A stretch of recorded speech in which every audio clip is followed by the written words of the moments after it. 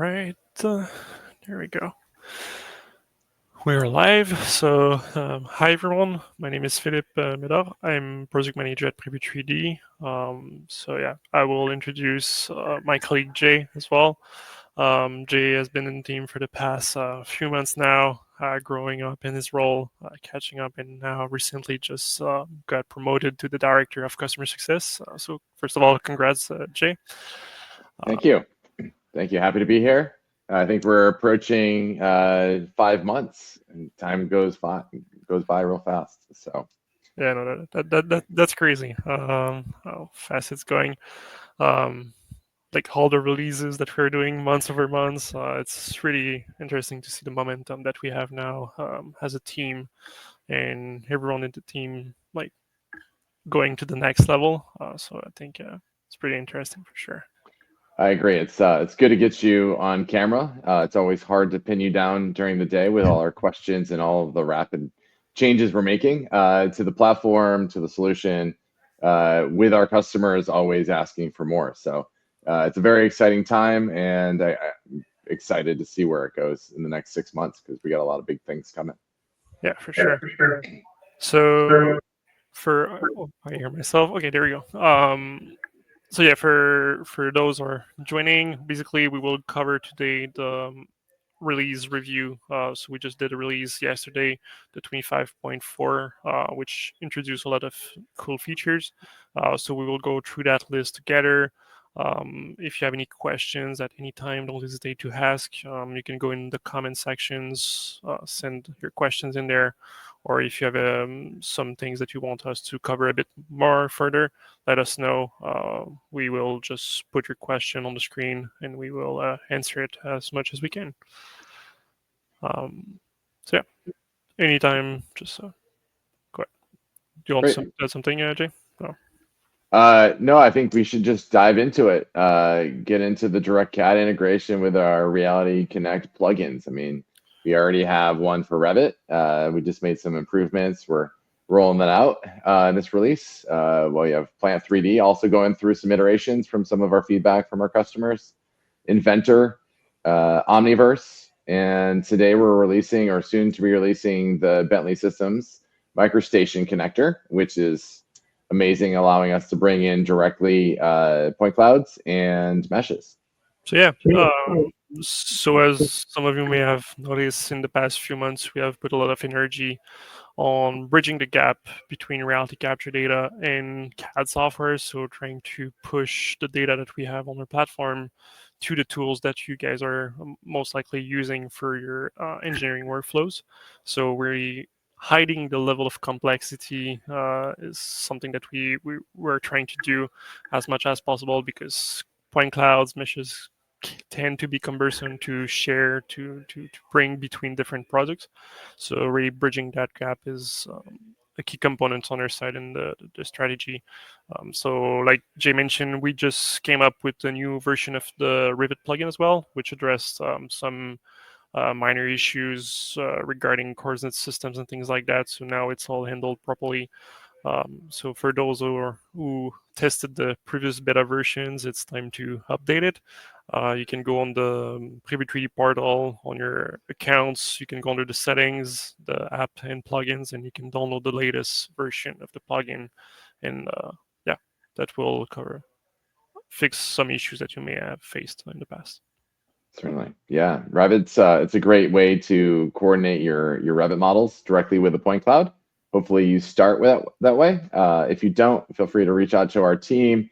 We can certainly work through that process with you guys for model coordination. It's something I've got a lot of experience in, and we have a lot of other people within the organization that can help adjust any issues you're having with your Revit plugin. Yeah, at the end of the day, it all starts with a good project setup, because if your project is not set up properly, there will be a bunch of issues with coordinates. So yeah, that's a key component. Even when you're doing scanning, it's something important to consider as well. So we do have some expertise in-house. So if you have any questions, let us know. We also have a scanning guideline available on our website. So don't hesitate if you have any questions on that end. So yeah, without further ado, we will just show you the new plugin, the MicroStation one. It will be released actually today. So in the next few hours, we should have that download buttons available on the platform. So if you want to test it out, that will be there. Um, so basically, similar to the Rivet plugin, you can synchronize your point cloud or your mesh. So that will bring the full environment. So over here we have a bridge as an example. So you can really bring that point cloud smoothly, pick the level of quality that you desired. Same for the mesh, basically.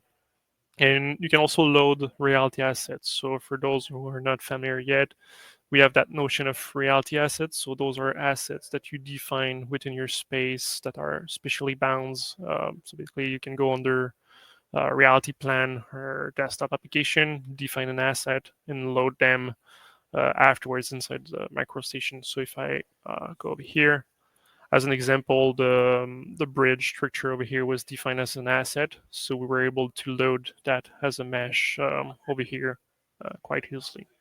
Not sure, Jay, if you have anything to add on the plugin itself, but you might have. It's really going to help streamline a lot of those DOT organizations or AEC organizations that are doing design work for infrastructure, specifically in regards to this bridge and this type of workflow.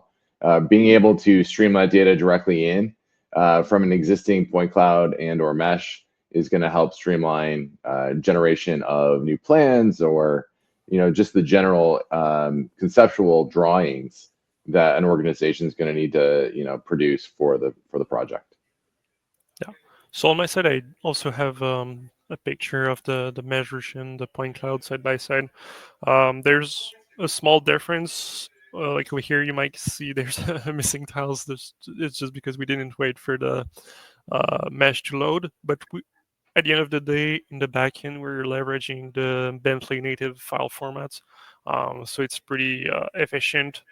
Basically, for the mesh, there's a tiling systems in the backend, so it still remain efficient on that side. So yeah, that's the difference. Yeah, so the POD is the format for the point cloud, correct? Yeah, exactly. So we are using in the backend the POD file formats from Bentley. So we leverage their technology. Like it's working, so we are just better using it. And for the meshes, we're leveraging the 3MX files as well from Bentley. So all that level of complexity is hidden to the users, but that's what's going on under the hood. And same for the coordinate systems. Basically, it's all handled. So the conversion process, you don't need to worry about left hand, like left hand or right hand coordinate systems, Y hub, Z hub. All that complexity is hidden to the user. It's just bringing it at the right position. That's great. Yeah, Bentley does a really good job of leveraging their software for these types of projects, and we're just trying to kind of help benefit their end users by streaming the point clouds and the meshes through our reality plan. So I think we've done a good job with Connector, and I'm excited to kind of help customers get that up and going. Yeah, sure. If anyone has questions, don't hesitate to ask in the comment sections. We can answer them as well. There's a small delay with the stream, so don't hesitate to to share those questions as soon as possible, and we will answer them as we go. Now, Phil, that mesh, that point cloud that we just showed, that was captured by ZNF FlexScan 22, correct? Yeah, exactly. That was with the new ZNF FlexScan. Yeah. Uh, so yeah, that's was captured with this one, and we actually recently support that ZNF FlexScan. So for those who are not aware of, it's the kind of the backpack version or the SLAM version of the ZNF. So it's pretty impressive what we have seen so far. The data that we have seen from the ZNF FlexScan is quite impressive for a SLAM, honestly. I do feel that we did miss a live feature on this webinar. The bridge was scanned at the Florida Georgia line, and it would really be a good opportunity to throw in some Florida Georgia line music. But we can always do that later on. That makes. But yeah, no, the ZNF scanner is it's one of 4 new devices that we've added to the platform this year. So We had the ZenF 20 FlexScan 22, the Exyn mobile kind of drone mobile scanner, and then also the FJ industrial technology, the Dynamics, FJ Dynamics. Also the X-Grid as well was had in. Oh, and X-Grids, yeah. So yeah, I know we were doing a lot of efforts to support more devices, make sure that because there's a lot of new technologies that are coming up every month, so we make sure to support them as quickly as possible. So yeah, if you have any devices that you would like us to support, just let us know as well. We can go through the support form and let us know. But yeah, typically we support new devices as the demands come in. So yeah. Yeah, our pipeline team is definitely I don't think they're sleeping. There's so much going on with all the changes we made to the pipeline. So kudos to them, and thanks to all the customers for their feedback. Yep.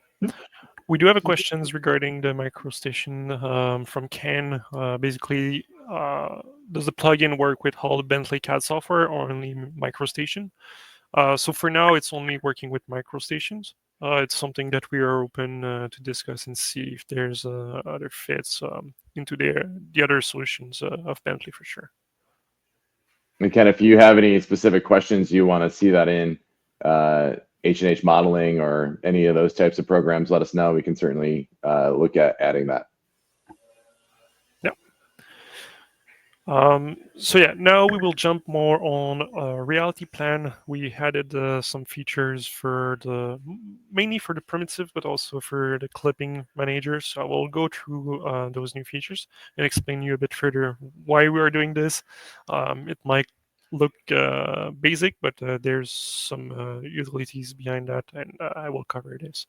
So the first one that we have is regarding the base point selection. So when you create primitive, being able to, sorry, I was trying to pull a video, but my Windows just crashed on me. So we'll bring that in.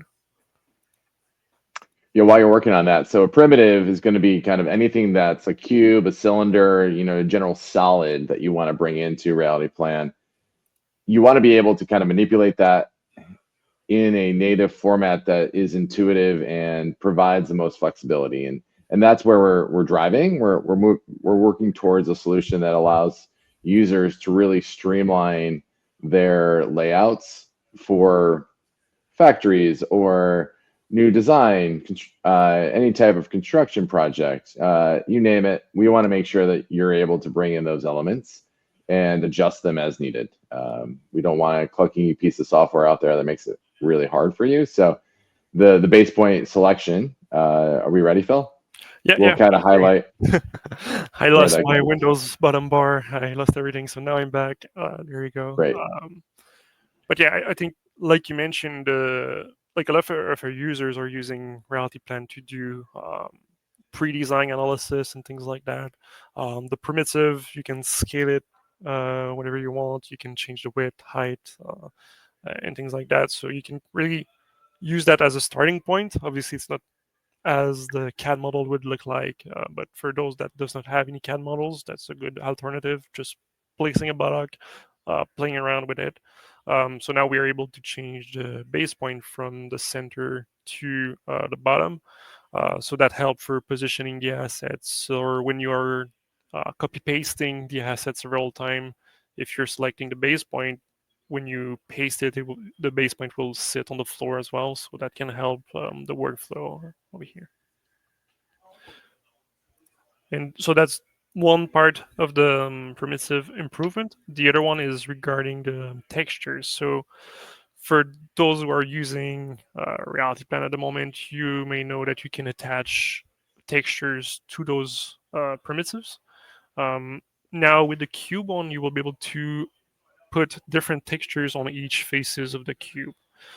So that can be pretty interesting. Some of our customers are using this to they are going in their facility, taking a picture of their equipment or their shelves or things like that. They put the right scale of the cube, and then they put the picture on top of that cube. So even though if they don't have the actual 3D model of it, they have a good starting point to play around. And now, since they are able to have more flexibility and put different textures on each faces, that help a lot on that side. Really missing the opportunity to relive the programmers when they put SpongeBob on there. Actually, yeah, the developers, that's what they are when they're testing it. They're using SpongeBob as a test. Yeah, it's a little bit more humor. You know, it goes a little bit longer on a boring engineering workflow. See SpongeBob out there than just a an exclamation point. But we can refine this as we go on our LinkedIn webinar journey. So No, yeah, totally. Could be a nice Easter egg at some point.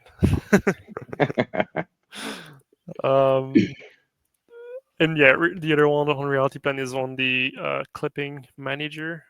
Currently, as you may know, you can create clips, and those I will just pause here a few seconds. But the clip allow you to crop the space from those clipping box. Well, it can be useful if you want to remove some noise around you and just focus on a specific area to do your engineering work. You can also use the clipping box to create ortho photos or floor plans, extractions, and things like that.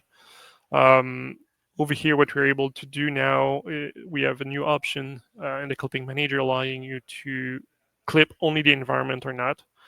And basically that allow you to, let's say, crop the ceiling, bring in a new machine, but you have the options to not clip that machine. So as you can see here, even if you crop below the machine, you still see it. Where previously it was cropping the machine as well. So now it will be an option. So for people that are doing layout management, that will help them a lot. They can crop the walls and the ceiling and just keep the floor plan, and they can move around their 3D items. So that can help them for designing. yeah, it's really good at eliminating all that ceiling noise, all those piping, vents, ducts, all that jazz, just to get right down to the floor, which is what every floor layout is looking for. New conveyors or new equipment, you want to be able to get in there and see that stuff without the other stuff in there. So it's a good way to visualize that up front. I see that Francois has questions regarding the latest version. He is one of her customers. He did face some issues with the step files import. Maybe Francois, you can take a look offline together. Go through that. But there maybe like we did some improvement on the import workflow, so that's possible that now it's been addressed since the 25.3.1 version, so we can discuss that together for sure.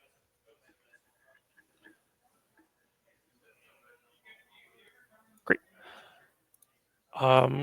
So yeah, earlier we mentioned that we added the supports to more devices.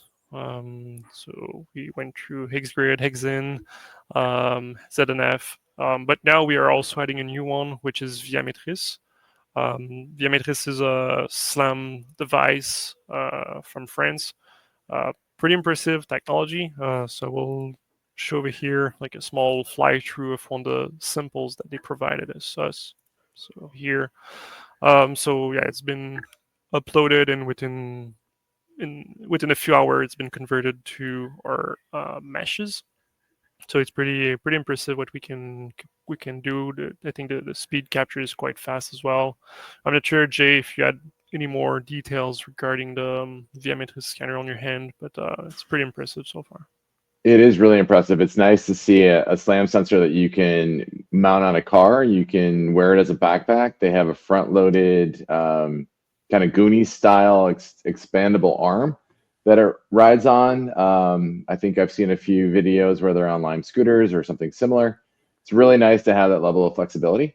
The halo itself is pretty small and compact, perfect for inserting into pipes, and maybe you get into the engineering side of remote controlled cars, and you can mount it to something like that, and then go down a small confined viaduct or pipe and get some space that you couldn't normally get to without a long range TLS that requires somebody to go into a confined space, or some other type of weird OSHA-based or client-driven restriction that you don't really have a lot of options on. So I do like the flexibility of the solution. So looking forward to see more of those data sets out there.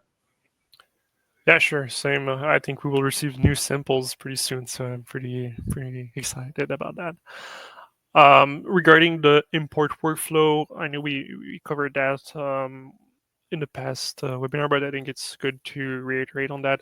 So when you go and on the Reality platform and you want to create and upload a new point cloud, you have that device-based upload workflow, so you can pick the different providers. And now you have Viametris, and you can select it and drag and drop the required files. So that's available. We basically need the last files, the trajectory files, and then optionally you can bring in the pictures as well. So all the details are also available on our documentation. We have a step-by-step guide on how to export the data from Viametris and make sure that they are supported inside Prevu3D. So it's all online as we speak.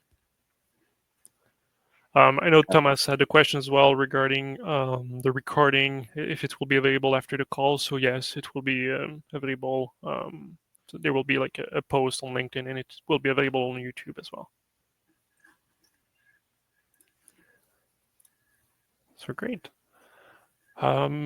Other than that, it's hard to show visually, but we did some improvement on the SSO. So obviously, like, security is something pretty important on our side. We do have the SSO available. So some of our customers requested being able to restrict the external invites, so not being able to invite external people outside of their domain name. So now it's an option that is available on the SSO. So just toggling that switch on, and now it's done. You won't be able to invite external users. So yeah, that's a bit more security, but it's good to see more security added to these SaaS solutions that are coming. Every enterprise brings a different level of risk mitigation. It's nice to get that feedback from our customers to make sure that we can kind of implement that to streamline their protocols. I think now with our AWS regions, I think we have Virginia in the US, we have Frankfurt in Germany, we have Tokyo in Japan, and I think or APJ, and then we have Montreal in Canada. Is that correct, Yep. Phil? Yeah, exactly. That's why it's right here on the South Shore somewhere. Somewhere within the confines of Canada, not into Vermont, right? No, exactly. Technically, AWS does not disclose the location of their server, but just with a Google search, you can find them. So they do have a map on online. It just doesn't give you the actual address. Exactly. So. But yeah, now it's available as well. So if you need like specific data residency policies like to be respected, we do have the possibility to host in those different regions. We are also always open to discussion to open more servers, but obviously that come with some cost internally. So that's something we need to discuss when further to. Certainly. So yeah, that's for the SSO. We do also we have also done some improvement on the reality asset system, so it's a bit the performance has been increased a little bit on the reality plan on that hand. In the meantime, we also fixed one of an issue that some of you may have faced when you have like very, very large reality assets. I know, Jay, you are the one that reported that on behalf of some customers. So leave it to me to break it. Yeah, exactly. So it's now it's fixed. So don't hesitate to create large reality assets. We have optimized it quite a lot. So good. That's going to be really helpful for our users, because some of the big things that are helpful with our reality assets is, one, you can turn them off to see what's underneath it, depending on how you have that asset defined. You can duplicate it or you can cut it. So all of those tools really kind of help streamline the solution of RealityPlan, and then also pushing that up to RealityPlatform is going to help your stakeholders and any users that are just going to use it from a viewing perspective. So yeah, totally. We also added a new inside our add-ons that you can purchase on our platform, there's possibility to cherry pick some of the add-ons. So now you can pick more processing or storage or streaming. So those are now different add-ons that you can purchase, or you can buy in the full bundle, including all of them. So that give more flexibility to the users as well. So it's now available. Small things to mention. Yeah, sometimes it's helpful to give those sales guys, an extra tool in their toolbox to kind of help the inbound customers. So happy to help wherever we can in any of these features. So if you see something that you want, or you want more of one than the other, let us know. We can definitely customize it. We are a very eager organization to please. So happy to help where we can. Yeah, totally. And finally, we also, so last month we released the Japan version of our documentation. So we did the same, but this time with German. So if you land on our knowledge base, you can go over here and you can switch to German, and basically you can navigate around. So everything has been translated. So yeah, that's now something available for our German customers. Regarding the Viametris, so I mentioned earlier that we now have the documentation regarding Viametris. So it's under the supported scanners. You can go over here, Viametris, and you have all the step-by-step guides on how to gather the data and upload it through Prevu3D on our RealityPlatform. And that uses an LAS and a PLY file format, correct, Phil?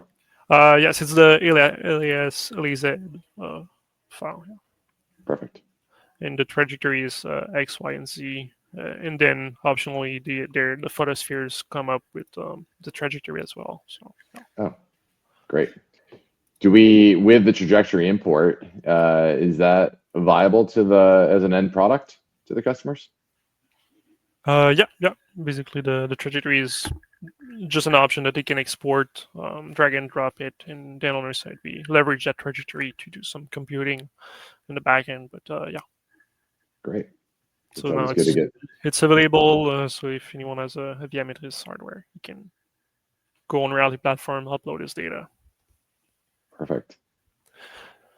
So yeah, that's what we had to cover for today on the release 25.4. Next, in about 2 weeks, we do also have another webinar where we will showcase some workflows with PlanStream as well. So we will put in the chat a link to the webinar. So it will be pretty interesting to see the workflow with PlanStream, which is a kind of a piping tool to do routing and things like that. And maybe Jay, you have more details, but basically one of the main use feature that they have is the automatic pipe routing. So we'll show how they can leverage reality capture data to do that inside their platform. Yeah, it looks like Julie just posted the link there in our comment section. So feel free to check that out, sign up. It's going to be a great webinar. It'll be hosted twice, I think, because they are out of Japan. So it'll be hosted morning and evening, I believe. To make sure we cover all the time zones. Exactly, I think so. Yeah, so that's what we had to cover. Is there any questions? Otherwise, we can, if you have some other questions, add them later on the chat. We will go through the comment sections and make sure everyone has been answered. So we're good. All right. I think we're good, Phil. Another great session with you. Yeah, thanks a lot, Jay, for attending this. Looking forward to do more webinar together. Of course. All right. Well, look for me in Slack. I'm sure I'll be there in a couple hours. A couple more things for you. Right. So take care, guys. Great to see you. Have a good day. Bye-bye.